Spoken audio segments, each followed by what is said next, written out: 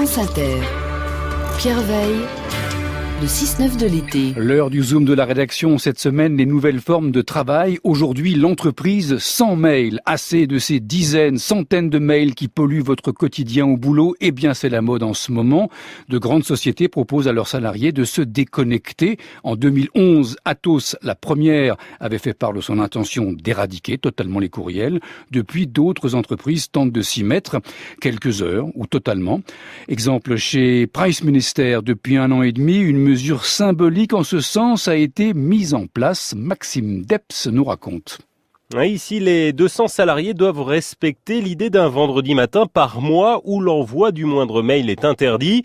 Chacun est averti en début de semaine. Comment ? Attention, question piège. Cédric Dufour est directeur général chez Price Minister. Alors, ils sont prévenus par mail, puisque là, c'est une bonne utilisation du mail, puisqu'en un mail, on prévient 200 personnes. Et on indique que le prochain vendredi sera une journée sans mail et qu'on rappelle les règles que les personnes ne doivent pas utiliser leur mail de 9h à midi et demi. À partir de 9h le vendredi, donc, les mails, on arrête. Alors me direz-vous, comment ça se passe du coup ?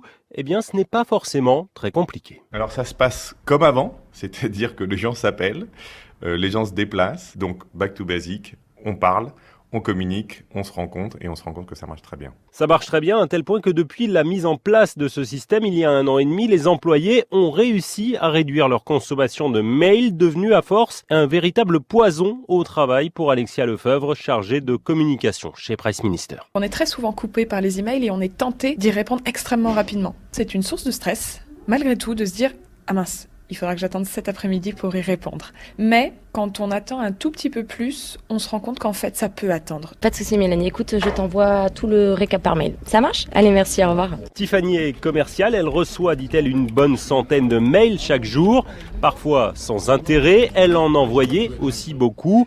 Si elle estime avoir été surprise par l'idée au début, elle doit bien dire que ces Mailless Friday, ces vendredis de déconnexion, lui ont permis de revoir un peu sa façon de travailler. C'est tellement plus simple, tellement plus rapide, effectivement, de prendre le téléphone et de prendre l'email que, oui, on n'y pense pas. Prendre un rendez-vous avec un client, ça fait, entre guillemets, perdre une demi-journée dans la tête de beaucoup de gens. Mais cette demi-journée qu'on va passer avec le client, finalement, elle vaut peut-être 10, 15, 20 emails. Voilà, alors à l'écouter, Maxime Depps, cette salariée aurait donc réussi à se désintoxiquer. Oui, sauf que lorsqu'on creuse un peu, eh bien pas forcément, Tiffany le reconnaît. Avant qu'elle ne lâche ses mails entièrement, il y a encore du boulot, aux grandes dames de son entourage. C'est vrai qu'avec les smartphones, on est connecté tout le temps.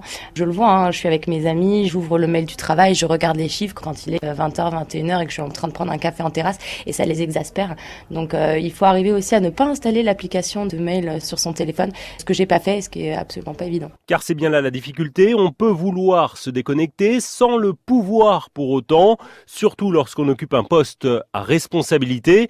Dans ce cas-là, il faut malgré tout savoir se faire violence pour Yannick Châtelain, enseignant-chercheur à l'école de management de Grenoble et auteur d'un livre sur ces mails qui nous gâchent l'existence. Aujourd'hui, il y a une pression sociale de la connexion. Si la personne, dans certains secteurs d'activité, n'a rien d'autre à faire le samedi ou le dimanche, qui est un temps consacré, a priori ou jusqu'à maintenant, au repos, qu'à prévoir du travail pour le lundi pour l'ensemble de ses collaborateurs, ça pose un problème. Un problème qui poursuit certains jusqu'au bout de leur intimité.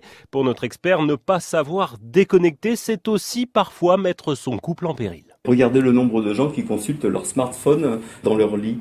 Mais il faut voir les statistiques. Les statistiques sont absolument affolantes. Alors bien sûr, c'est moins dangereux que la cigarette. Mais si sa relation dans le lit, c'est avec l'ordinateur, c'est pas très bon pour la libido, non ? Que ceux qui craignent pour leur libido se rassurent, toutefois, la loi travail, celle qui est en décriée, prévoit un article sur le droit à la déconnexion, mise en œuvre programmée pour 2017. D'ici là, n'attendez pas pour autant, autorégulez-vous, profitez des vacances. Avouez que ce serait quand même dommage de vous gâcher vos congés. Absolument, le Zoom de la rédaction Maxime Depps à réécouter sur le site franceinter.fr.